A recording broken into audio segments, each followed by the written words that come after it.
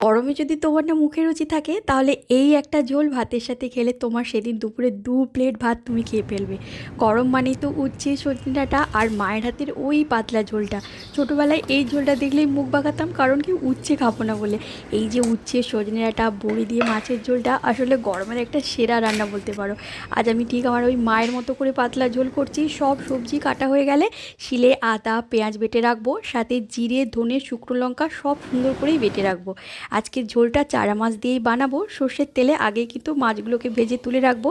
এবার একে একে করে উচ্ছে বেগুন আলু বড়ি সব ভেজে রাখবো।